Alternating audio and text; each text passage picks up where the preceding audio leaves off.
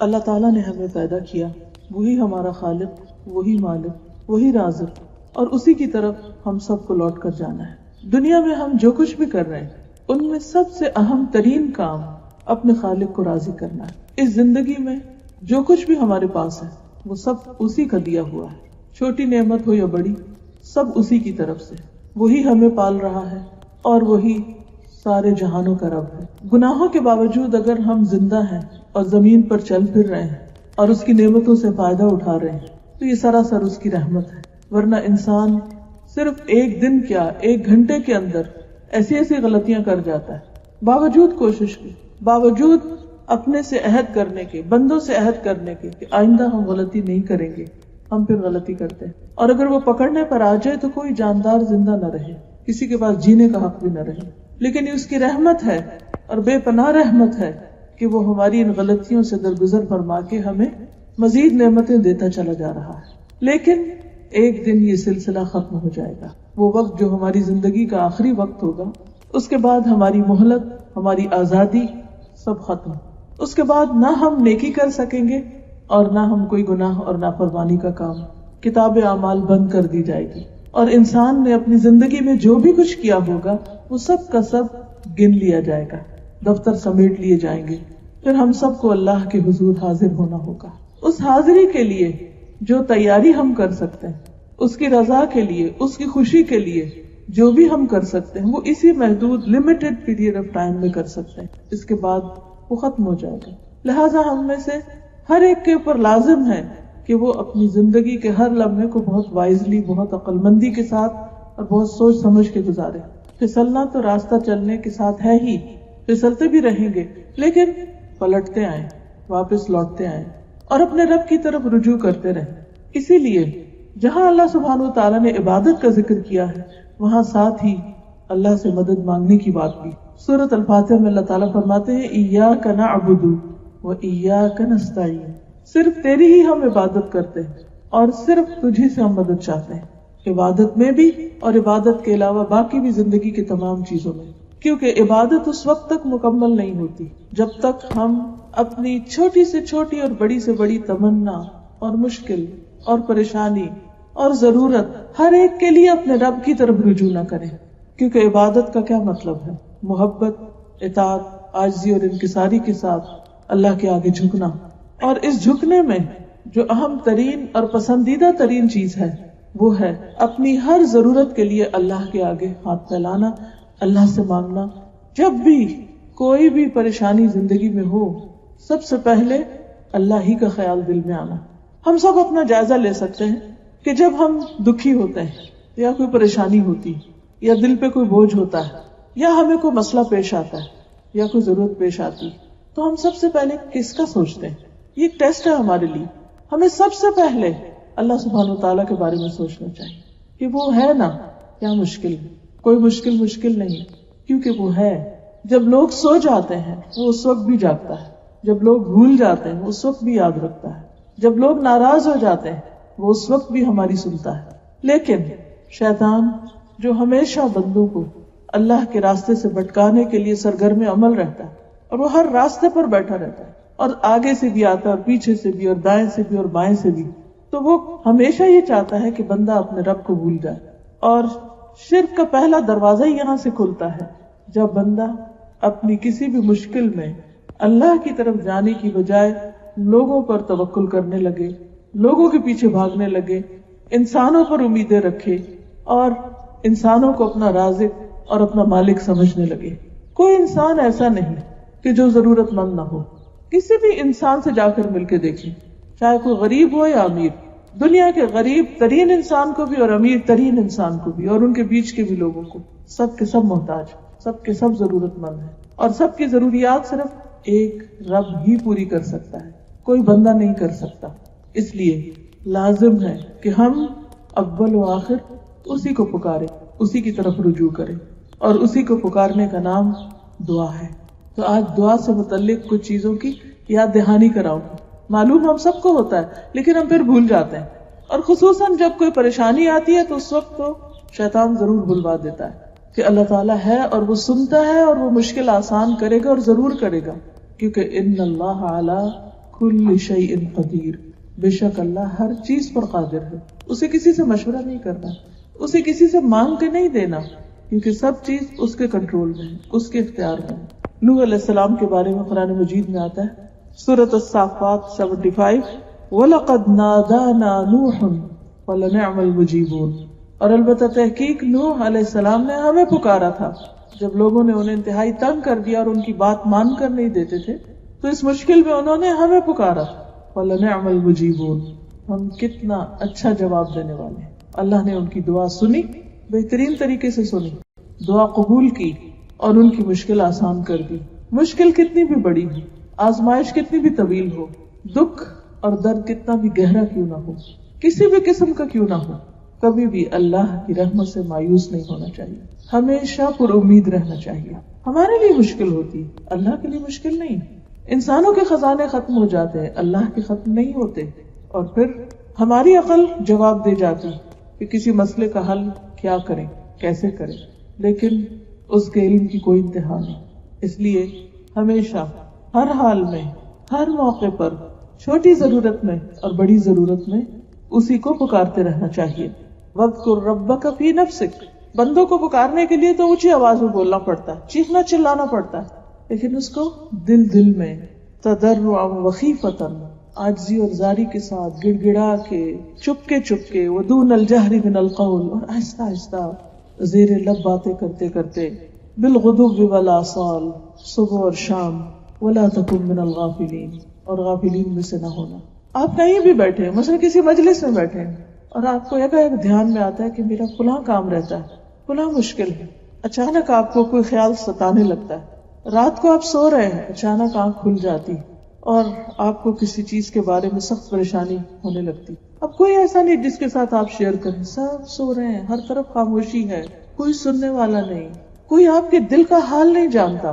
बाज़ वक़्त आप किसी को अपने दिल का हाल बताने लगते हैं, वो आपको ऐसी बात करेगा कि आप सोचेंगे कि इसको बताए भी क्यों, यानी खुद ही शर्मिंदा हो जाएंगे। कोई नहीं जानता कि हमारे अंदर की तकलीफ कितनी है, कोई पैमाना है ही नहीं उसको जज करने का, उसको नापने का। हमारा ब्लड प्रेशर जानने के लिए तो आलात मौजूद हैं, शुगर चेक करने के लिए भी हैं, बुखार हो गया उसको भी जान सकते हैं, लेकिन अंदर किसी के दुख और दर्द और जख्म कितने हैं, कोई पैमाना नहीं, कोई नहीं जान सकता सिवाय उसे एक अल्लाह के। बाज बातें ऐसी होती हैं कि जो आप किसी के साथ शेयर भी नहीं कर सकते। कुछ तो होता है इंसान अपने बहन भाई के साथ, दोस्त के साथ, रिश्तेदारों के साथ, करीबी लोगों के साथ, खैरखाहों के साथ शेयर करता है, उनसे मशवरा मांगता है, उनसे मदद मांगता है। बाजुकत लोग मदद करते हैं, लेकिन एक हद तक जाकर उसके बाद वो बेबस होते हैं, क्योंकि उनके हाथ में कुछ भी नहीं। उन सब चीजों का मालिक सिर्फ एक अल्लाह, इसलिए उसी की तरफ रुजू करना चाहिए। क्योंकि जब उसके सामने आप अपनी जरूरत रखते हैं तो आपको शर्मिंदा नहीं करता। बंदों के सामने आप जरूरत रखते हैं, बंदे आपसे भागने लगेंगे, आंखें बंद कर लेंगे, या एहसान जताएंगे, या कभी शर्मिंदा कर देंगे, और कभी दिल खोल के मदद भी करेंगे, तो आप एक बोझ महसूस करेंगे, आप एहसान तले भी आ जाएंगे। और बाज़-औक़ात हो सकता है कि आप उनसे कुछ शेयर करें, वो आगे किसी और को बता दें, वो आपका पर्दा ही ना रखें, लेकिन अल्लाह सुब्हानहू तआला आपका पर्दा रखते हैं। कुछ बीमारियां ऐसी होती हैं इंसान को, कुछ रोग ऐसे होते हैं, कुछ दिल के वसवसे ऐसे होते हैं कि इंसान उनको जुबान पर भी नहीं लाना चाहता। अय्यूब अलैहिस्सलाम के ऊपर जब तकलीफ आई तो शैतान ने उनको तरह तरह के वसवसे डाले, अन्नी मस्सनी अश-शैतानु बिनुस्ब व अदाब, कि उसने थका दिया, उसने तरह तरह के वसवसे डाले। बाज बीमारियां जिस्मानी नहीं होती, कल्बी भी नहीं होती, लेकिन वो ज़हनी होती हैं कि इंसान कुछ चीजों के बारे में कंफ्यूज होता है, सॉर्ट आउट नहीं कर सकता, उसको किसी चीज के बारे में रहनुमाई, हिदायत चाहिए होती है, गाइडलाइन चाहिए होती है, अच्छा मशवरा चाहिए होता है। फिर बाज़-औक़ात इंसान जिनके ऊपर एतमाद भी करता है वो धोखा दे जाते हैं। बाज लोग इस पर नाराज होते हैं कि उनके बहन भाइयों ने उनको चीट कर लिया, उनको गलत मशवरा दिया, क्योंकि भाइयों के बीच में भी जेलसीज होती हैं, जैसे हाबील और काबिल के बीच में थी, जैसे यूसुफ अलैहिस्सलाम के भाइयों के बीच में थी। ये खून के रिश्ते हैं, वहां भी जेलसीज हैं। इंसान कमजोर है, इंसानों के अंदर बाजू का जेलसीज होती। आप उनसे एतमाद करके मशवरा मांग रहे, वो आपको बिल्कुल उल्टी बात बता रहे जिसमें आपके लिए और मुसीबत है, आपको पता ही नहीं कि आप धोखा खा रहे हैं।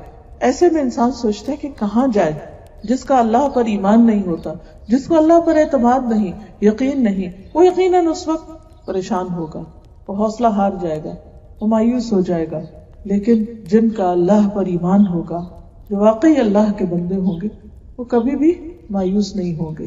وہ چپکے دل میں، لوگوں کے بیچ میں، کہیں بھی بیٹھے ہوئے، سوتے ہوئے، سو کے جاگتے ہوئے، کسی بھی حال میں اپنے رب کو پکار سکتے ہیں، کیونکہ رب دور نہیں، وہ تو ہماری شہرت سے بھی زیادہ قریب ہے، اس کو تو ہر چیز کا علم ہے. وَنَعْلَمُ مَا تُوَسْوِسُ بِهِ نَفْسُهُ، ہم تو یہ بھی جانتے ہیں کہ اس کے دل میں خیال کیا اٹھتے ہیں. ان اللہ یحول بین المرء وقلبہ، خود انسان کو اپنا وہ پتہ نہیں جو اللہ جانتا ہے اس کے بارے میں. اس لیے ہر حال میں اسی کو پکارتے رہنا چاہیے.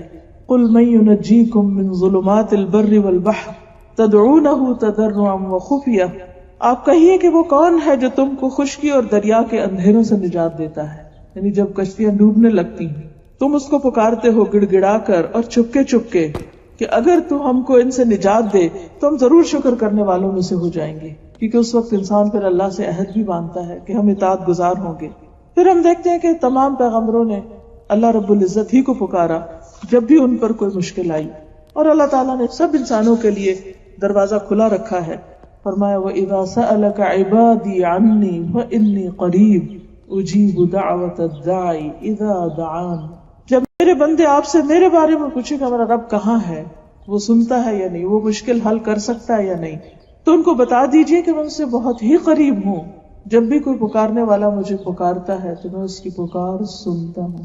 لہذا جب آپ دعا کریں تو اس وقت یہ یاد رکھیں کہ میری یہ دعا اس وقت میرا رب سن رہا، وہ سن رہا ہے. کبھی غم کے مارے منہ سے بھی الفاظ نہیں نکلتے تو اس وقت سوچا کریں کہ اس وقت میرا رب میرے دل کا حال جانتا ہے، وہ میری پریشانی سے، میرے دکھ سے واقف ہے، جبکہ اور کوئی اندازہ نہیں کر سکتا کہ میں کس حال میں ہوں. کیونکہ جتنا زیادہ اس بات کا یقین ہوگا کہ رب سنتا ہے، اتنا زیادہ آپ کا دعا میں دل لگے گا، اتنا شوق سے آپ دعا کریں گے، اور جتنے شوق سے آپ دعا کریں گے اور جتنی توجہ سے آپ دعا کریں گے اتنی ہی زیادہ وہ قبولیت کا درجہ پائے گی. اور پھر اللہ تعالیٰ صرف سنتے نہیں، اجیب دعوت الداع، میں جواب دیتا. گویا دعا کے وقت آپ اپنے رب سے بات کر رہے ہو اور وہ آپ کو جواب دے رہا ہو. وہ دعا قبول کرتا ہے، کبھی فوراً، کبھی دیر سے، کبھی اس کے بدلے اس سے بہتر عطا کر کے جس کا انسان کو اندازہ بھی نہیں ہوتا، اور کبھی آخرت کے لیے جمع کر کے. لیکن دعا رد نہیں ہوتی. یہ نہیں ہوتا کہ آپ مانگ رہے ہیں اور آپ کہتے ہیں قبول نہیں ہوئی، کچھ فائدہ نہیں ہوا، ابھی اور کیا مانگنی، اور کیا، کوئی فائدہ نہیں. ایسا کبھی بھی نہیں سوچے کہ فائدہ نہیں، ہر حال میں فائدہ ہے. اس لیے مانگتے رہیے، کیونکہ جو نہیں مانگتا اللہ تعالیٰ اس سے ناراض ہوتا ہے. من لم يسأل اللہ یغضب علیہ، کیونکہ نہ مانگنا تکبر کی علامت. دعا دراصل عبادت کا بھی اعلیٰ ترین حصہ ہے، کیونکہ انسان اللہ کے آگے جھکتا ہے اور اس سے مزید قریب ہوتا ہے.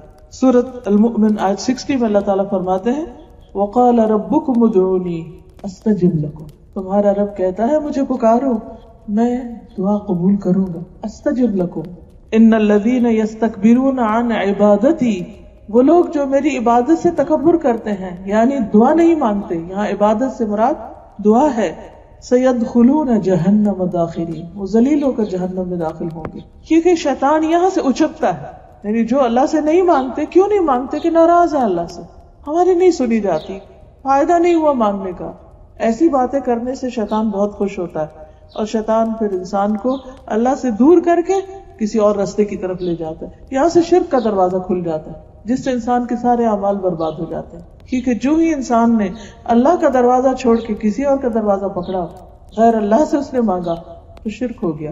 اور پھر لوگ کہتے ہیں کہ نہیں ہم قبر والوں سے نہیں مانگتے اور ہم بتوں سے نہیں مانگتے، وہ تو بس اس لیے کہ وہ ہمیں اللہ سے قریب کرتے ہیں، اللہ ہماری نہیں سنتا، ان کی سنتے، لہٰذا ہم ان کے تھرو، ان کے واسطے سے جاتے ہیں. جبکہ اللہ سبحانہ وتعالیٰ فرماتے ہیں وقال ربکم ادعونی، ان کے پاس نہیں جاؤ، مجھے پکارو، استجب لکم، میں جواب دوں گا تم کو، مایوس نہ ہو. اور یہ ایک حقیقت ہے کہ دعا جو ہے وہ انسان کے لیے اجر کا باعث ہے، یعنی سراسر عبادت ہے. یعنی ہم مانگ اپنی ضرورت کی چیز رہے ہوتے ہیں اور اس کے لیے بھی اجر لکھا جا رہا ہوتا ہے. یعنی کتنے حیرت کی بات ہے، جو ملے گا وہ تو ملے گا، لیکن اگر فوراً نہیں مل رہا تو وہ نام اعمال میں عبادت کے طور پر لکھی چلی جا رہی. چاہے اپنی زبان میں مانگے، اردو میں مانگے، انگریزی میں مانگے، عربی میں مانگے، کسی زبان میں مانگے، قرآن کے الفاظ میں مانگے، حدیث کے الفاظ میں مانگے یا اپنی زبان میں مانگے، کچھ بھی مانگیں گے وہ عبادت ہے. الدعاء والعبادہ، دعا ہی عبادت ہے. ایک اور حدیث میں آتا ہے کہ افضل العبادت الدعاء، عبادت میں سے افضل ترین عبادت دعا ہے. اور یہ بھی ہمیں پتہ چلتا ہے کہ دعا کی قبولیت کا اتنا یقین ہونا چاہیے کہ جیسے حدیث میں آتا ہے کہ دعا تقدیر کو بھی بدل دیتی. لا يرد القضاء الا الدعاء، قضاء کو دعا کے سوا کوئی چیز پھیر نہیں سکتی. ولا يزيد في العمر الا البر، اور عمر میں اضافہ نیکیوں سے ہوتا ہے. یعنی کوئی بھی احسان آپ کسی پہ کرتے ہیں تو آپ کی زندگی میں برکت ہو جاتی ہے. علماء نے اس کے دو معنی کیے. ایک تو یہ کہ لٹرلی آپ مثلا 5 سال جینے والے تھے تو 10 سال اللہ تعالیٰ کے حکم سے اس نیکی کی وجہ سے آپ کو اور موقع مل گیا دنیا میں جینے کا. اور دوسرا یہ معنی بھی کیا جاتا ہے کہ آپ جیے تو وہی 5 سال اور، لیکن ان 5 سالوں میں آپ نے وہ کام کیے جو کوئی 10 سال میں کرے. یعنی شارٹ پیریڈ آف ٹائم میں بھی آپ ایسی ایسی نیکیاں کر جاتے ہیں. اچھا، ہمارے نزدیک نیکیاں یا عبادت اور ان کی جو کوانٹٹی ہم بعضوں کو صرف نمبر سے کرتے ہیں، جبکہ اللہ کے یہاں صرف کسی چیز کے نمبرز نہیں کاؤنٹ ہوتے. یہ بھی ہوتا ہے کہ کسی کے پاس صرف ایک ہی نمبر ہو لیکن وہ اتنا زبردست ہو کہ وہ 1000 سے بھی بہتر ہو. مثال کے طور پر حدیث میں آتا ہے الدال علی الخیر کفاعلہ، نیکی کی راہ دکھانے والا ایسا ہی جیسے اس کو کر لینے والا. آپ نے کسی کو صرف راہ لگا دیا، کسی کو ایک کتاب دے دی، کسی کو کوئی راستہ بتا دیا، کسی کو کسی درس میں بلا لیا، کسی کو کسی جگہ جوڑ دیا، کسی کو کوئی اچھی میل بھیج دی، کسی کو کسی اچھے لنک سے. صرف آپ نے راستہ بتایا، صرف ایک لفظ میں کسی کو ٹیکسٹ کر دیا، کسی کو فون پہ بتا دیا، کسی کو کسی ملاقات میں. ہم دن میں کتنے لوگوں سے ملتے ہیں، شادیوں پر، پارٹیوں میں، دعوتوں میں. ایک ایک اچھی بات بھی کسی کو بتا کے اس کو اگر ایک راستے پہ آپ لگا دیتے، اس کے بعد وہ جتنی دفعہ وہ کام کرتا ہے وہ سارا اجر آپ کو ملتا چلا جاتا ہے. پھر اسی طرح اور بھی بہت سے مواقع اللہ سبحانہ وتعالی نے رکھے. اچھا، اسی طرح یہ بھی آتا ہے کہ بعض اوقات انسان نیکیاں کرتا جاتا ہے لیکن اس سے اتنے درجے بلند نہیں ہوتے کہ کوئی آزمائش یا تکلیف آ جاتی ہے اور اس پر وہ صبر کرتا ہے اور اس تکلیف میں اللہ کی رضا پہ راضی رہتا ہے تو اس سے ایک دم اس کے درجے بڑھ جاتے ہیں. جیسے آپ نے دیکھا ہوگا کہ پودے ہیں تو بعض اوقات کچھ پودے ایسے ہوتے ہیں کہ وہ بہت آہستہ آہستہ گرو کرتے ہیں، پھر ایک سرٹن ایج پر آ کر ایک دم شوٹ کرتے ہیں. جیسے وہ ایک بانس کا درخت ہے جو بیمبو کا، وہ پہلے چند سالوں میں صرف چند فیٹ 4-5 فیٹ تک بڑھتا ہے، پھر اچانک ایک دم 80 فیٹ تک جاتا ہے، بہت اونچا ہو جاتا ہے. تو مجھے ہمیشہ اس سے یہی مثال یاد آتی ہے کہ بعض اوقات انسان نیکی کے کام کر رہا ہے، اپنی روٹین کی نماز روزہ کر رہا ہے، آدھی لائف ہے اس کی روٹین کی، کہ اچانک کوئی ایسا ٹیسٹ آ جاتا ہے زندگی میں، اس کی ساری روٹین درہم برہم ہو جاتی ہے. اب اس کی وہ عبادت، مثلا روزے کا عادی تھا، ہفتے میں سوموار جمعرات کا رکھ رہا ہے، تہجد کی نماز پڑھ رہا ہے، کچھ سب ٹھیک ہے کر رہا تھا، لیکن اب ایسا زلزلہ اس کی زندگی میں آیا، کوئی ایسی تکلیف آ گئی کہ وہ اس کے روزے بھی چلے گئے، اس کی تہجد بھی. اب وہ پریشان ہے کہ میری نیکی کی تو روٹین ختم ہو گئی، چھوٹ گئی. لیکن اس کو نہیں یہ معلوم ہوتا یا اس کو خیال نہیں آتا کہ اس تکلیف سے جو اس نے صبر کیا اور اللہ کی رضا پہ راضی رہا اور اپنی زبان سے کوئی غلط کلمہ نہیں نکالا، وہی بیمبو کے درخت کی مثال کی طرح وہ ایک دم درجے میں وہاں گیا، پلس وہ جو بیماری سے پہلے یا تکلیف سے پہلے وہ نیکیاں کر رہا تھا ان کا اجر بھی لکھا گیا کیونکہ وہ ان کو روٹین میں کرتا تھا. حدیث میں آتا ہے نا کہ ایک شخص عام دنوں میں جو عبادت کرتا ہے، اگر بیماری یا سفر کی وجہ سے اس کی عبادت میں خلل آتا ہے تو فرشتے اس کے وہ عبادت بھی ساتھ ساتھ لکھتے چلے جاتے ہیں.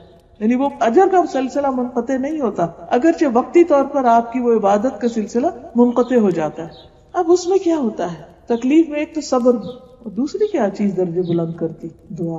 عام حالات میں ہم اتنی دعائیں نہیں کرتے، جب سب ٹھیک ہوتا ہے، ہم فزیکلی بھی فٹ ہوتے ہیں اور ہر چیز ہماری مرضی کے مطابق چل رہی ہوتی ہے تو ہم نماز پڑھتے ہیں، نماز پڑھ کے تو سوچتے کیا دعا مانگے، سب ٹھیک تو ہے، چلو اٹھو کچھ اور کرو. لیکن جب ذرا بھی کوئی تکلیف آتی خود کو یا اپنے کسی پیارے کو، پھر ہم لمبی دعائیں مانگنے لگتے ہیں، اور یہ لمبی دعائیں کرنا اب اس کے درجوں میں ایک دم اضافے کا ذریعہ بن گیا، اوپر سے اوپر، اوپر سے اوپر ایک دم. اس لیے لازم ہے کسی حال میں بھی ہو اللہ کی رضا پہ راضی رہے، اللہ کی رضا پہ راضی رہے. کہ اللہ اگر تو نے مجھے امن اور سلامتی کے ساتھ نیکی کی توفیق دی ہے تو میں اس پر بھی راضی، اور اگر تو نے کسی آزمائش کے ذریعے مجھے صبر کی توفیق دی ہے تو میں اس پر بھی راضی، میں ہر حال میں تجھ سے راضی. کچھ دیا میں اس پر بھی شکر گزار، اور اگر دے کر واپس لے لیا میں اس پر بھی شکر گزار، اور اگر تو نے مجھے دیا ہی نہیں تو میں اس پر بھی شکر گزار، میں ہر حال میں شکر گزار۔ جب دل کی یہ کیفیت ہوتی ہے تو انسان واقعی اللہ کے مقرب بندوں میں شامل ہو جاتا ہے۔ اور آپ دیکھیے کہ ایوب علیہ السلام پر جب بہت اچھے حالات تھے، مال بھی تھا، اولاد بھی تھی، گھر بھی، تو وہ دین کی تبلیغ کرتے تھے، تو ان کے جو مخالف تھے وہ کہنے لگے کہ آپ بھلا کیوں نہ اللہ کی عبادت کریں، اللہ نے آپ کو سب کچھ دے رکھا ہے۔ تو اللہ تعالیٰ نے ان کو آزما لیا، مال بھی چلا گیا، اولاد بھی چلی گئی، مویشی بھی مر گئے، ہر چیز ختم، حتیٰ کہ کچھ عرصے کے لیے بیوی بھی ایک طرف ہو گئی، تو بالکل تنہا رہ گئے، اور ساتھ تکلیف بھی، بیماری بھی۔ تو اس وقت اللہ کو پکارتے ہیں، کہتے ہیں کہ یا رب، جب تو نے مجھے سب کچھ دیا تو تو جانتا ہے کہ میں اس وقت بھی اپنا نرم گرم بستر چھوڑ کر تیری عبادت کے لیے اٹھتا تھا، لیکن اب جب کہ تو نے سب کچھ لے لیا تو میرے لیے تیرے سوا کوئی باقی نہیں رہا۔ اب اس وقت جو میں تیری عبادت کرتا ہوں اس میں جو لطف ہے وہ پہلے سے بھی کہیں زیادہ ہے، کیونکہ تکلیف میں بہرحال انسان اللہ کی طرف زیادہ مائل ہوتا ہے، اور بہت دل سے، اور سارے غفلت کے پردے پھاڑے جاتے ہیں، اس وقت حقیقی انسان سامنے آتا ہے۔ تو اللہ تعالیٰ ان پر اتنا راضی ہوا، ان کی بیماری بھی دور کر دی، اور ان کو پہلے سے ہر چیز دگنی عطا کی، دنیا میں عطا کی۔ بات کیا تھی کہ صبر اور اللہ کی عبادت میں اور خشوع اور دعا، اور دعا بھی آپ دیکھیں کتنی خوبصورت کرتے ہیں، انی مسنی الضر وانت ارحم الراحمین، صرف رحمت کو پکارتے رہتے کہ تیری رحمت جوش میں آ گئی تو سب کچھ آسان ہو جائے گا۔ اس لیے انسان جس حال میں بھی، عام حالات میں بھی پکارے اور تکلیف میں بھی، لیکن کبھی بھی اللہ سے ناراض نہ ہو، اور یہ یاد رکھے کہ دعا تو قدر کو پھیر سکتی۔ حضرت عمر جیسے دعا مانگتے تھے کہ اللہ اگر تو نے ہمیں اشقیاء میں سے لکھ رکھا ہے تو ہمیں سعداء میں لکھ لے، اگر ہمارے انجام میں دوزخ لکھی ہے تو ہمارے لیے جنت لکھ دے، تو کر سکتا ہر چیز، بیدک الخیر انک علی کل شیء قدیر، ہم تیری رحمت کے محتاج۔ تو یہ اصل میں کیا ہے؟ دعا ایک ایسا ڈائریکٹ کنیکشن ہے اللہ رب العزت کے ساتھ، اتنا قرب کا رشتہ ہے جو کسی اور عبادت میں نہیں ہوتا۔ ایک سرگوشیاں ہے، ایک مناجات ہے، ون آن ون بیس پر ایک ایسا تعلق ہے کہ جو نہایت پر لطف ہے۔ آپ دیکھیے کہ آپ انسانوں سے یہ توقع رکھتے ہیں نا کہ وہ آپ کی دل کی بات سمجھ لیں، وہ آپ کے اشارے کو سمجھ لیں، وہ آپ کی ضروریات کو خود ہی سمجھ لیں، اور جو لوگ سمجھ جاتے ہیں ان سے آپ کو ایک دم محبت ہوتی ہے کہ اچھا اتنا کہہ رہی کہ زبان سے کہنا ہی نہیں پڑا اور اس کو خود ہی سمجھ میں آ گئی۔ تو یہ کون کرتا ہے؟ جو آپ کے بہت قریبی ہوتے ہیں، ماں باپ ہوتے ہیں، دوست ہوتے ہیں، یا جو لوگ واقعی انسانوں کے قدردان ہوتے ہیں، ان کے اندر اللہ نے یہ خوبی ڈالی ہوتی۔ لیکن ان سب سے بڑھ کر پھر اللہ رب العزت ہماری ہر چیز کو سمجھ، یہ کیفیت جو ہے اور یہ احساس جو ہے اور یہ یقین جو ہے کہ اللہ جانتا ہے، اللہ نوز، وہ میرے دل کو دیکھ رہا ہے، وہ محسوس کرتا ہے، اس کو سب پتا ہے، بس مجھے اس کی رحمت چاہیے۔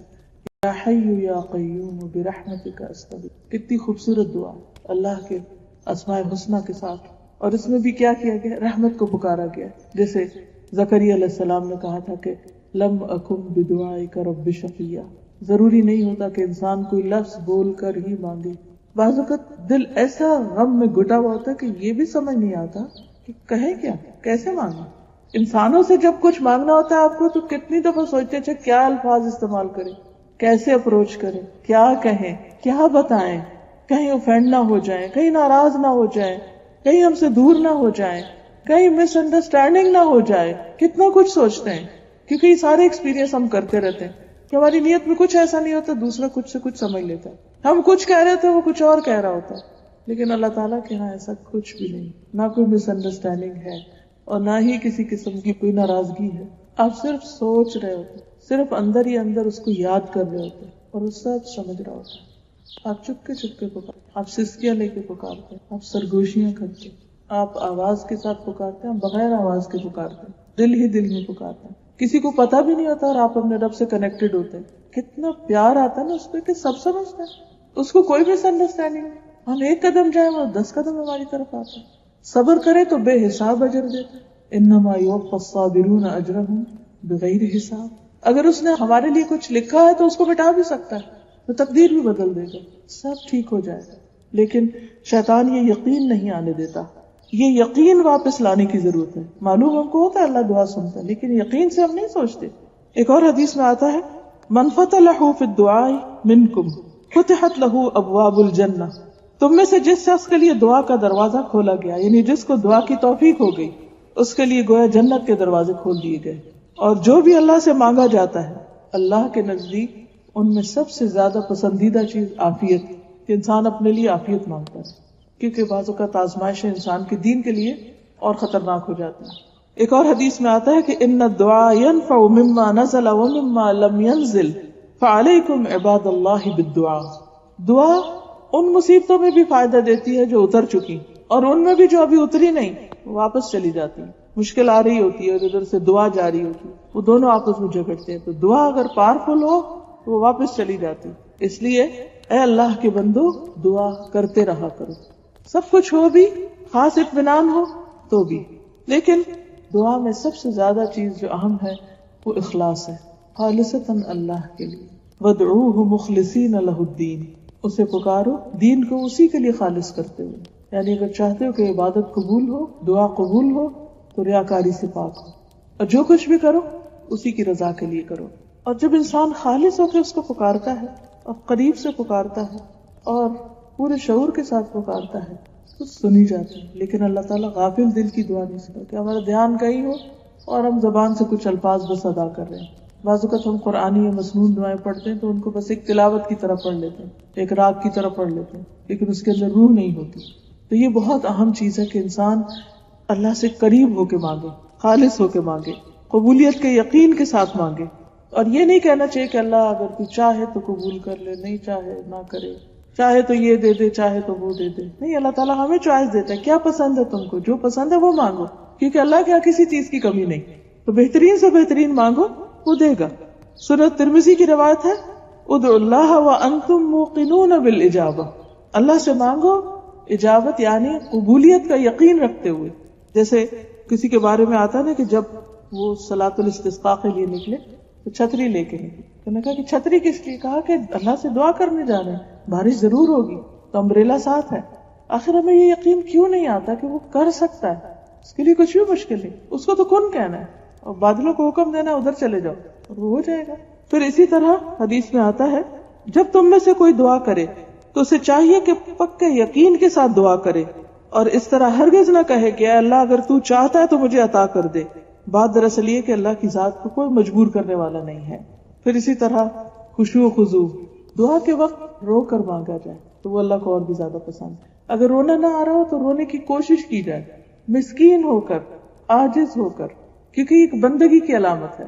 حدیث میں آتا ہے کہ نبی صلی اللہ علیہ وسلم نے ابراہیم علیہ السلام کے متعلق اللہ تعالیٰ کے قول کہ انہوں نے کہا تھا کہ رب انہن اضللن کثیرا من الناس فمن تبعنی فانہ منی، اور عیسیٰ علیہ السلام کے قول ان تعذبہم فانہم عبادک وان تغفر لہم فانک انت العزیز الحکیم. جب یہ تلاوت کی تو اپنے دونوں ہاتھ اٹھا کر دعا فرمانے لگی، اے اللہ میری امت میری امت، اور یہ کہتے ہوئے رو دیے. ابراہیم علیہ السلام نے کیا کہا تھا کہ جو میری پیروی کرے وہ مجھ سے ہے، اور عیسیٰ علیہ السلام نے کہا کہ اگر تو ان کو عذاب دے تو تیرے بندے ہیں، معاف کر دے تو تیرے بندے ہیں. لیکن حضور صلی اللہ علیہ وسلم نے کیا دعا کی کہ یا رب میری امت میری امت. یہ نہیں کہا کہ جو میری پیروی کرے صرف اس کو بخش دے، بلکہ کیا کہا کہ تو سب کو بخش. تو اللہ تعالیٰ نے حالانکہ وہ سب کچھ جانتا ہے، جبریل علیہ السلام سے کہا کہ محمد صلی اللہ علیہ وسلم کے پاس جائیے اور ان سے رونے کا سبب دریافت کیجیے. حالانکہ اللہ تعالیٰ کو خود پتا کہ نبی صلی اللہ علیہ وسلم کیوں روئے، لیکن پھر فرشتے کو بھیجا کہ پوچھو. جبریل حاضر ہوئے تو آپ نے انہیں رونے کا سبب بتایا، حالانکہ اللہ تعالیٰ کو سب پتا ہے. تو اللہ تعالیٰ نے جبریل علیہ السلام سے کہا کہ آپ جائیے اور انہیں ہماری طرف سے بشارت دیجیے کہ ہم آپ کی امت کے بارے میں آپ کو راضی کر دیں گے، پریشان نہیں کریں گے. یعنی آپ جو اپنی امت کے بارے میں چاہتے ہیں آپ کو خوش کر دیں گے. لیکن کیا وجہ تھی کہ آپ ایک تڑپ کر مانگ رہے تھے اور دوسرا رو کر مانگ رہے تھے. یعنی دل کی تڑپ اور آنکھوں کے آنسو یہ دعا کی قبولیت میں اضافے کا ذریعہ بنتے ہیں. پھر دعا میں تکرار اور اصرار کہ اللہ تعالیٰ تو کر دے، اور بار بار، یعنی کہے کہ اچھا میں نے وہ صبح مانگ لی تھی، نہیں، پھر مانگیے پھر مانگیے پھر مانگیے. بندے تنگ ہوتے ہیں، اللہ نہیں تنگ ہوتا. بندوں سے اگر آپ اپنی سگی ماں سے بھی ایک سے دوسری دفعہ کچھ پوچھ نہیں جائے نا، چھوٹے چھوٹے معصوم بچے وہ اگر پوچھ لیں یہ کیا ہے یہ کیا ہے واٹ از دس، تو کہ چپ کر کے بیٹھو، کیا ہر وقت پوچھتے ہو. اور اگر ایک سے دوسری چیز مانگے گا ایک دفعہ پیار سے کریں گے، گلے لگا کے دیں گے، پھر کہیں گے تم تو روز ہی یہی مانگتے ہو. ماں جیسی ہستی بھی بچے کے بار بار مانگنے سے تنگ آ گئے، لیکن اللہ تعالیٰ کا وہ اور زیادہ محبت کرتے ہیں کہ اور مانگو اور مانگو، اس لیے اصرار کرنا چاہیے. پھر اسی طرح ہاتھ اٹھا کے بھی مانگنا چاہیے. بندوں کے آگے ہاتھ پھیلانا ناپسندیدہ ہے، لیکن اللہ کے آگے ہاتھ پھیلانا پسندیدہ ہے. حدیث میں آتا ہے کہ تمہارا رب بڑا حیا کرنے والا اور سخی ہے. جب بندہ اس کے حضور ہاتھ اٹھاتا ہے تو خالی لوٹاتے ہوئے اسے شرم آتی. پھر اسی طرح حمد و ثنا کرنی چاہیے، اللہ تعالیٰ کی تعریف کرنی چاہیے، تسبیح پڑھنی چاہیے، کوئی بھی ذکر، اور اسی طرح پہ درود شریف پڑھنا چاہیے، کیونکہ جس دعا کے اول اور آخر میں درود شریف پڑھا جائے دعا قبول ہوتی، کیونکہ درود شریف کے ساتھ 10 رحمتیں آتی. عبداللہ بن مسعود کہتے ہیں کہ میں نماز پڑھ رہا تھا اور نبی اکرم صلی اللہ علیہ وسلم کے ساتھ ابو بکر اور عمر بھی تشریف فرماتے. میں دعا کے لیے بیٹھا تو پہلے حمد و ثنا کی، پھر درود بھیجا، پھر اپنے لیے دعا کی. نبی صلی اللہ علیہ وسلم نے فرمایا اس طرح اللہ سے دعا کرو ضرور دیے جاؤ گے. پھر فرمایا اللہ تعالیٰ سے مانگو دیے جاؤ گے. یعنی ان کا یہ عمل آپ نے اپروو کیا. پھر ایک اور چیز یہ ہے کہ جب ہم دعا مانگے تو اس سے پہلے اپنی غلطیوں کا اعتراف کریں، جیسے لا الہ الا انت سبحانک انی کنت من الظالمین، کہ اللہ اگر کسی کام میں رکاوٹ ہے تو میری اپنی کوئی غلطی ہو تو مجھے معاف کر. ندامت کے آنسو، کیونکہ انسان اللہ کا حق تو کبھی دے ہی نہیں سکتا، چاہے ہم کتنے بھی عبادت گزار کیوں نہ ہو. اگر ہم اپنا سارا مال بھی اللہ کے راستے میں دے دیں تو بھی حق ادا نہیں ہو، کیونکہ اس نے اس سے زیادہ ہمیں دیا. اس لیے انسان جب اپنے گناہوں کی معافی مانگتا ہے اور ندامت میں روتا ہے تو وہ اللہ تعالیٰ کا پسندیدہ ہو جاتا ہے. اللہ تعالیٰ کو رحم آتا ہے ایسے بندے پر. حدیث میں آتا ہے کہ بے شک اللہ تعالیٰ بندے کی اس بات کو پسند کرتا ہے جب وہ کہتا ہے کہ لا الہ الا انت انی قد ظلمت نفسی فاغفر لی ذنوبی انہ لا یغفر الذنوب الا انت. جب یہ دعا کرتا ہے انسان، جس کا معنی ہے کہ لا الہ الا انت، تیرے سوا کوئی الہ نہیں، یقیناً میں نے اپنی جان پہ ظلم کیا، تو میرے گناہوں کو بخش دے، تیرے سوا کوئی گناہ معاف نہیں کر سکتا. تو یہ سن کر اللہ تعالیٰ خوشی سے فرماتا ہے کہ میرے بندے نے یہ جان لیا ہے کہ اس کا رب ہے جو معاف بھی کرتا ہے اور سزا بھی دیتا ہے. تو اللہ تعالیٰ اس بات پر خوش ہو جاتا ہے کہ میرا بندہ میرے پاس آیا ہے اپنے غلطیوں کو دھونے کے لیے. تو اس کے بعد پھر اللہ تعالیٰ جب خوش ہوتے ہیں تو انسان اس سے مانگے تو اس میں قبولیت کے زیادہ چانسز ہوتے ہیں. اور ایک اور روایت میں آتا ہے کہ غفرت لعبدی، میں نے اپنے بندے کو بخش دیا، معاف کر دیا. کیونکہ گناہ انسان کے رزق میں بھی رکاوٹ بنتے ہیں، گناہ انسان کی دعاؤں کی قبولیت میں بھی رکاوٹ بنتے ہیں. اس لیے انسان کو اپنے گناہوں کو دور کرنے کے لیے، ان کو ہٹانے کے لیے پہلے کام کرنا چاہیے. اسی طرح سب سے پہلے اپنے لیے مانگنا چاہیے، پھر والدین کے لیے، قریبی لوگوں کے لیے، پھر سب کے لیے. ربنا اغفر لی ولوالدی وللمؤمنین یوم یقوم الحساب.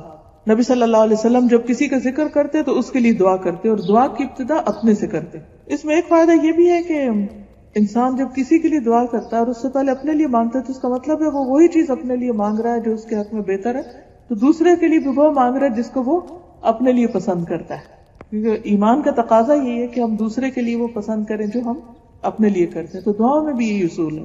پھر یہ ہے کہ ضروری نہیں کہ بہت لمبی دعا کی جائے، ٹھیک ہے کبھی کبھی انسان لمبی بھی کر سکتا ہے، لیکن اگر دعا میں چند مختصر الفاظ بھی ہوں مگر کوالٹی اس کی اچھی تو وہ زیادہ بہتر ہے. جیسے لا الہ الا انت سبحانک انی کنت، اور ساتھ انسان روئے اور اللہ کو پکار کے اٹھ جائے، اتنا بھی کافی ہے. کیونکہ بعض اوقات ہم سمجھتے ہیں کہ ابھی وقت نہیں، پھر ٹھہر کے دعا کریں گے، جب سب کام ہو جائیں گے، بائی دا ٹائم ہم تھک چکے ہوتے ہیں، پھر ہمت ہی نہیں رہتی، کوالٹی نہیں ہوتی. جب دل میں آئے، بس آپ کچن میں کام کر رہے ہیں، کھڑے ہیں، آپ کو کوئی سوچ آتی، کوئی خیال آتے، کوئی پریشانی کی لہر آتی، ویٹ نہ کریں گے اچھا زور کی نماز پڑھیں گے تو پھر دعا مانگیں گے، ادھر ہی کھڑے ہو کے رو کے اللہ سے مانگیں. بعض اوقات انسان کے پاس شارٹیسٹ ٹائم ہوتا ہے.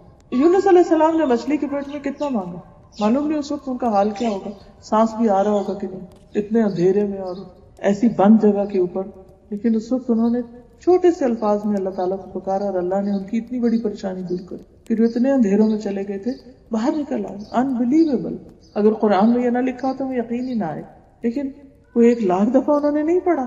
تو ضروری نہیں کہ ہم بہت لمبی دیر تک کریں تو ہی سنی جائے گی. ٹھیک ہے جتنی چاہیں آپ لمبی کریں، اس میں بھی کوئی پابندی نہیں، مگر چھوٹی سے چھوٹی دعا بھی جامع دعا ہو. پھر اسی طرح اللہ سبحانہ وتعالیٰ کے ناموں کے ساتھ دعا کیجیے. وَلِلَّهِ الْأَسْمَاءُ الْحُسْنَى فَادْعُوهُ بِهَا. تو بعض دعاؤں میں تو آلریڈی اللہ کے نام موجود ہیں، لیکن اگر آپ کسی بھی خاص نام کے ساتھ اللہ کو پکارنا چاہیں جو آپ کا محبوب نام ہو، جس نام کے ساتھ آپ اللہ کی محبت محسوس کریں. ہم عام طور پر یا اللہ، یا رب یہ تو کہتے ہیں، یا ربنا تو کہتے ہیں، یا اللہم کہتے ہیں، لیکن یا حی یا قیوم، یا کوئی بھی اور نام، وَلِلَّهِ الْأَسْمَاءُ الْحُسْنَى، اس میں صرف چند ناموں کی بات نہیں، فَادْعُوهُ بِهَا، کہ جس کے ساتھ چاہیں اللہ کو پکاریں. پھر اسی طرح یہ ہے کہ قبلہ رخ ہوئے بغیر بھی دعا کر سکتے ہیں، لیکن اگر قبلہ رخ ہو جائے تو اور بھی اچھا ہے. پھر اسی طرح وضو کے بغیر بھی دعا کر سکتے ہیں، لیکن وضو کے ساتھ ہو تو اور بھی اچھا ہے، یہ مستحب کی بات ہے. پھر ایک اور چیز یہ ہے کہ انسان کا کھانا پینا حلال کا ہو. حرام کھانے کے ساتھ دعاؤں کی قبولیت میں رکاوٹ آتی. سفر میں دعائیں قبول ہوتی ہیں، لیکن جس کا کھانا پینا اوڑھنا حرام کا ہو اس کی دعا قبول نہیں ہوتی. پھر جلد بازی نہ ہو، مایوسی نہ ہو، تسنع نہ ہو دعا میں، ایسی لفاظی نہ ہو کہ کوئی پوئم کی شکل میں آپ پڑھ رہے ہیں یا گا گا کے یا ایک راگ کی طرح، وہ چیز نہ ہو. سب سے بہتر یہ کہ اخلاص ہو اور خشوع ہو. پھر کوشش کریں کہ کسی کے لیے بد دعا نہ ہو، چاہے وہ کوئی کتنا ہی تنگ کرے، کیونکہ ہو سکتا ہے کہ کوئی شخص بد دعا کرے کسی کے لیے اور اس کو پہنچنے کی بجائے وہ اسی پہ پلٹ آئے جس نے بد دعا کی. کیونکہ ہر انسان کی حقیقت تو اللہ ہی کو پتا ہے. ایک شخص بظاہر ہماری نظر میں بہت خراب ہو سکتا ہے، ہمیں نہیں معلوم اس کا اللہ سے کیا تعلق ہے، وہ چھپ کر کون سی نیکیاں کر رہا ہے جو ہمیں معلوم ہی نہیں. ہم تو لوگوں کی صرف ظاہریت کو جانتے ہیں، تو اس لیے ججمنٹل نہیں ہونا چاہیے، سرفیس ویلیو پہ لوگوں کے ساتھ معاملہ کرنا چاہیے. تو اس صورت میں انسان جب تک کوئی کفر کی حالت پر مرے نہیں تو بد دعا نہیں کرنی چاہیے یا لعن طعن نہیں کرنی چاہیے، کیونکہ لعنت بھی پھر پلٹ آتی ہے لعنت کرنے والے پر. پھر قبولیت کے کچھ خاص اوقات جو ہیں، جیسے رات کا آخری حصہ ہے، سحری کا وقت، وَبِالْأَسْحَارِ هُمْ يَسْتَغْفِرُونَ. ایک حدیث میں آتا ہے کہ اس وقت اللہ سبحانہ وتعالیٰ رات کے آخری تہائی حصے میں آسمان دنیا پر اترتے ہیں اور فرماتے ہیں کہ کون ہے جو مجھ سے مانگے تو میں اس کی دعا قبول کروں. خود اللہ تعالیٰ پکارتے ہیں بندوں کو، کون ہے جو مجھ سے مانگتا ہے تو میں اس کو دوں، کون ہے جو مجھ سے گناہوں کی معافی چاہتا ہے تو میں اس کو بخش دوں. یعنی خاص طور پر اس وقت بخشش کا وقت ہوتا ہے. نبی صلی اللہ علیہ وسلم نے فرمایا رات کے آخری حصے میں رب اپنے بندے کے بہت قریب ہوتا ہے، لہٰذا اگر اس وقت اللہ کو یاد کرنے والوں کی صف میں شامل ہو سکو تو ہو جاؤ. یعنی زمین پر اور جہاں جہاں جو لوگ پکار رہے ہوتے ہیں تم بھی ان میں شامل ہو جاؤ. پھر رمضان میں روزے کی حالت میں دعا قبول ہوتی. حدیث میں آتا ہے کہ اللہ تعالیٰ ہر دن رات میں لوگوں کو جہنم سے آزاد کرتے ہیں رمضان میں، اور ہر دن رات میں ہر مسلمان کے لیے ایک دعا ایسی ہے جسے قبولیت سے نوازا جاتا ہے. یہ رمضان کے مہینے کا خاص تحفہ. پھر لیلۃ القدر کی دعا، عرفہ کے دن جو حاجی ہوتے ہیں ان کی دعا، آذان اور اقامت کے بیچ کی دعا. بہت سے لوگ اس وقت سے غافل ہوتے ہیں، اس وقت کی دعا رد نہیں کی جاتی، یعنی آذان کا جواب دے کر دعائیں کرنا حتیٰ کہ اقامت ہو جائے. پھر سجدے میں انسان سب سے زیادہ قریب ہوتا ہے. پھر فرض نماز کے بعد کی دعا، جمعہ کے دن خاص گھڑی کی دعا، کفار سے جنگ کرتے وقت کی دعا. پھر مصیبت کے وقت کی دعا، انا للہ و انا الیہ راجعون، اللہم اجرنی فی مصیبتی واخلف لی خیرا منہا. یعنی دکھی انسان کے دل سے جو دعا اٹھتی ہے وہ بھی قبولیت کا درجہ پاتی. زمزم پیتے وقت کی دعا، بارش کے اترتے وقت دعا، قرآن مجید پڑھنے کے بعد کی دعا، مرغ کی آواز سننے پر. ایک دن کسی سے ملاقات ہوئی تو وہ کافی برہم تھی کہ وہ ان کے ہمسائے جو ہیں وہ انہوں نے مرغی رکھے ہوئے اور وہ بہت شور مچاتے ہیں دن. اب ایک ہم اس پہ پریشان رہ سکتے اور دوسرا ہم خوش ہو سکتے ہیں کہ اس وقت دعا قبول ہوتی ہے. تو جب مرغا بولے سب فوراً دعا شروع، وہ ہمیں سمجھے کہ ریمائنڈر دے رہا ہے، تو پریشانی کی بجائے انسان خوش ہونے لگے. سچویشن وہی ہے لیکن ایٹیٹیوڈ بدل جائے گا ہمارا کہ وہ ریمائنڈر. یہ صحیح بخاری کی روایت ہے، جب تم مرغ کے بولنے کی آواز سنو تو اللہ تعالیٰ سے اس کے فضل کا سوال کرو کیونکہ وہ اس وقت فرشتہ دیکھتا ہے، اور جب تم گدھے کے ہینگنے کی آواز سنو تو اللہ تعالیٰ کی پناہ مانگو کیونکہ وہ شیطان دیکھتا ہے. دونوں سچویشن.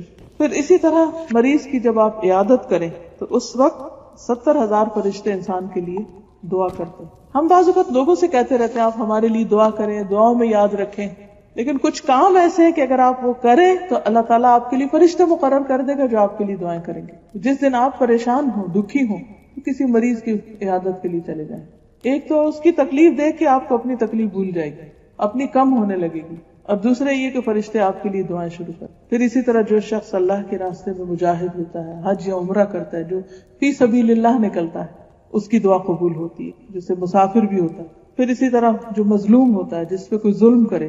پھر والد جو اپنی اولاد کے لیے دعا کرے، باپ کی دعا بچوں کے حق میں. پھر اسی طرح اولاد جو اپنے والدین کے حق میں دعائیں کرتے ہیں. مرنے کے بعد سارے اعمال ختم ہو جاتے ہیں سوائے 3 چیزوں کے. اس میں نمبر 1 ہے ولد صالح یدعو لہ، نیک اولاد جو اپنے والدین کے لیے دعا کرتی، اور صدقہ جاریہ مال میں سے اور علم میں سے جس سے لوگ فائدہ اٹھائیں.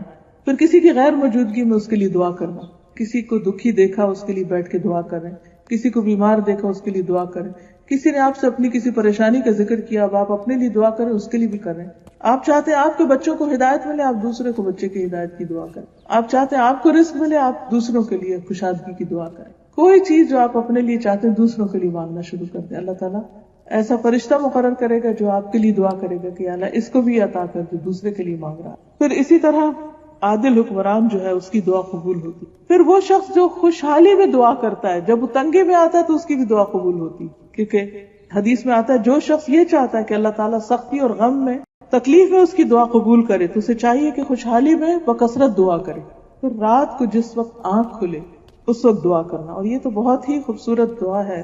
صحیح بخاری کی حدیث ہے، من تعار من اللیل فقال لا الہ الا اللہ وحدہ لا شریک لہ لہ الملک ولہ الحمد وہو علی کل شیء قدیر الحمد للہ سبحان اللہ ولا الہ الا اللہ واللہ اکبر ولا حول ولا قوة الا باللہ. پھر اس کے بعد کہ اللہم اغفر لی، یا کوئی اور دعا کرے تو اس کی دعا قبول ہوگی. جو عمر بڑی ہوتی ہے رات کو آنکھ ضرور کھلتی. اب بعض لوگوں کو کسی بیماری کی وجہ سے بھی رات کو کئی دفعہ ان کی آنکھ کھل جاتی، تو یہ دعا لکھ کے اپنے پاس رکھ لیں یا زبانی یاد کر لیں. یہ سارے حصے ہم کو یاد ہے الگ الگ، صرف اس ترتیب میں یاد کرنے کی ضرورت ہے. سب سے پہلے لا الہ الا اللہ وحدہ لا شریک لہ لہ الملک ولہ الحمد وہو علی کل شیء قدیر، سب کو آتا ہے، اتنی ہوگی. پھر الحمدللہ اور سبحان اللہ، لا الہ الا اللہ واللہ اکبر ولا الہ الا اللہ واللہ اکبر اور ولا حول ولا قوة الا باللہ. اب آپ دیکھیے کہ اتنا پڑھ کے پھر کیا کریں، اللہ مجھے معاف کر دے. اللہم، تو جو شخص یہ چاہتا ہے کہ اس کا رزق وسیع ہو، اس کی اولاد ہو، اس کی اور نعمتیں ہوں، تو اس کو استغفار کے لیے کہا گیا. سورۃ نوح میں آتا ہے فَقُلْتُ اسْتَغْفِرُوا رَبَّكُمْ إِنَّهُ كَانَ غَفَّارًا يُرْسِلِ السَّمَاءَ عَلَيْكُمْ مِدْرَارًا وَيُمْدِدْكُمْ بِأَمْوَالٍ وَبَنِينَ وَيَجْعَلْ لَكُمْ جَنَّاتٍ وَيَجْعَلْ لَكُمْ مَا لَكُمْ لَا تَرْجُونَ. استغفار سے تو اس وقت اللہم اغفر لی کہہ دے یا کوئی اور دعا. اگر رات کو سائڈ بھی بدلے اور آنکھ کھل جائے تو یہ دعا پڑھ کے دعا کر، صرف عادت ڈالنے کی ضرورت ہے، تو اس وقت کی دعا قبول ہوتی. اور اگر خاص طور اگر رات کے پچھلے حصے میں آنکھ کھلے تو اس وقت اور بھی اللہ تعالیٰ آسمان دنیا پر دیکھ رہے ہوتے ہیں کہ کون مجھ سے مانگے کہ میں اس کو دوں. لیکن ہم ان اوقات کو بعض اوقات غفلت سے، بعض اوقات بھول کے ضائع کر دیتے. تو آج کی اس گفتگو اور شام کی اس مجلس کا مقصد یہی تھا کہ میں اپنے آپ کو اور آپ سب کو بھی ریمائنڈ کراؤں کہ دعاؤں میں اور زیادہ آگے بڑھیں، بجائے اس کے کہ پریشان بیٹھے سوچتے رہے. اس سوچنے کے وقت کو بھی دعا کے لیے استعمال کریں، بجائے اس کے کہ دل میں ہر وقت اپنے آپ کو کاٹتے رہیں اور غمگین رہیں اور دکھی اور پریشان رہیں اور آنسو بہاتے رہیں. اس رونے کو بھی دعا میں بدل لیں. تو انشاءاللہ قیامت کے دن جب انسان ان دعاؤں کو بھی جو قبول نہیں ہوئی ان کا اجر دیکھے گا تو انسان چاہے گا کاش دنیا میں ایک بھی دعا قبول نہیں ہوتی اور سب کا اجر آج مجھے یہاں ملتا. کیونکہ بعض اوقات انسان کی باقی نیکیاں اتنی نہیں ہوتی، لیکن یہ جو دعائیں مانگتا رہتا ہے وہ اس کے اعمال میں بہت زیادہ اضافے کا ذریعہ بن جاتے ہیں. پھر ایک حدیث میں آتا ہے کہ 3 بندے ایسے ہیں جن کی دعا اللہ تعالیٰ رد نہیں کرتا. کثرت سے اللہ کا ذکر کرنے والا، وہ ذکر کرتا رہتا، بیچ میں کوئی دعا مانگ لیتا ہے اس کی قبول ہو جاتی. مظلوم اور عادل حکمران. پھر اسی طرح توبہ کرنے والا. لیکن کچھ لوگ ایسے ہیں کہ جن کی دعا قبول نہیں ہوتی. حدیث میں آتا ہے کہ 3 آدمی دعا تو کرتے ہیں لیکن ان کی دعا نہیں قبول ہوتی. وہ آدمی جس کی بیوی برے اخلاق والی ہو اور اسے طلاق نہ، یعنی انتہائی بد زبان ہے، بد اخلاق ہے. وہ آدمی جس نے کسی سے قرضہ لینا ہے لیکن اس پر کوئی گواہ نہ بنایا اور وہ مانگتا ہے کہ مجھے واپس مل جائے میرا پیسہ لیکن کوئی گواہ نہیں. اور وہ آدمی جس نے بے وقوف آدمی کو مال دے دیا، حالانکہ اللہ تعالیٰ نے فرمایا کہ اپنے مال بے وقوفوں کے حوالے نہ کرو.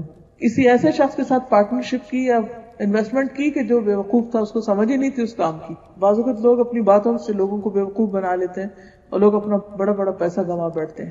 اور وہ انسان دعا کرتے ہیں اللہ وہ میرا پیسہ واپس آئے، میرا جو قرض دیا تھا واپس آئے، میری پریشانی دور ہو، لیکن ان کی نہیں سنی جاتی جو اس طرح کا کام کرتے. پھر اسی طرح اللہ تعالیٰ فرماتے ہیں کہ نیکی کا حکم دو اور برائی سے روکو، اس سے پہلے کہ تم مجھے پکارو اور میں تمہاری دعا قبول نہ کروں. کیونکہ امر بالمعروف اور نہی عن المنکر اگر نہیں کرو گے تو بھی دعاؤں کی قبولیت میں رکاوٹ ہوگی. اور تم مجھ سے سوال کرو اور میں تمہیں کچھ عطا نہ کروں، اور تم مجھ سے مدد مانگو اور میں تمہاری مدد نہ کروں. تو اجتماعی حیثیت میں اکٹھے جو امت کی حالت ہے، بعض اوقات ہم سوچتے ہیں نا اتنی حرم میں بھی دعائیں ہوتی ہیں، ہر جگہ ہوتی، کیوں نہیں قبول ہوتی؟ کیونکہ بحیثیت امت ہم اپنے اس فرض کو بھول گئے. ہم اپنے انڈیویجول عبادت کرتے رہتے ہیں، لیکن اگر کوئی غلط کر رہا ہے تو اس کو روکتے نہیں. کوئی کسی کی غیبت کر رہا ہے، کوئی ظلم کر رہا ہے، کوئی کسی کو ستا رہا ہے، اور ہم مشورہ اس کو دے سکتے ہیں، ہم اس کو سمجھا سکتے ہیں، لیکن ہم کہتے ہیں ہم کیا کریں، وہ نہیں سنے گا، نہیں سنے گا یا نہیں، آپ اس کو بتا دو ایک دفعہ، کوئی برا کر رہا ہے تو روک دو، اور اچھی بات پتا ہے تو شیئر کرو کسی بھی طرح. تو جب آپ اچھی بات دوسروں سے شیئر کرتے، نیکیوں کے دروازے لوگوں کے لیے کھولتے، تو اللہ تعالیٰ آپ کی دعائیں قبول کرتا ہے. پھر ایک اور حدیث میں آتا ہے، المعجم الاوسط طبرانی کی حدیث ہے، آدھی رات کو آسمان کے دروازے کھولے جاتے ہیں اور پکارنے والا آواز دیتا ہے کہ ہے کوئی دعا کرنے والا کہ اس کی دعا قبول کی جائے، ہے کوئی مانگنے والا کہ اسے دیا جائے، ہے کوئی مصیبت زدہ کہ اس کی مصیبت دور کر دی جائے. پھر جو مسلمان اس وقت دعا کرتا ہے اس کی دعا قبول ہوتی، مگر زانیہ عورت جو اپنی شرمگاہ کے ذریعے کمائی کرتی ہے اور ٹیکس وصول کرنے والے کی دعا قبول نہیں، یعنی زنا یا حرام کام کرنے والوں کی اس وقت قبول نہیں ہوتی، کیونکہ ان کو اپنے اس عمل کو بدلنے کی ضرورت ہے، کیونکہ گناہ انسان کی دعاؤں کی قبولیت میں رکاوٹ بن جاتے ہیں، اور خاص طور پر کبیرہ گناہ جیسے شرک ہے، والدین کی نافرمانی ہے. اب کوئی شخص اپنے ماں باپ کو ستاتا ہے یا اسی طرح زنا یا شراب اور ان حرام کاموں میں پڑا ہوا ہے، تو پھر اس کے لیے مشکلیں بڑھتی چلی جاتی ہیں. تو ان گناہوں پر توبہ کر کے اللہ کی طرف رجوع کرنے کی ضرورت ہے. اللہ تعالی ہم سب کو اپنی رحمت فرمائے اور ہمارے گناہوں کو معاف کر دے اور ہمارے دلوں کی پکار کو سنتا رہے. وآخر دعوانا الحمدللہ.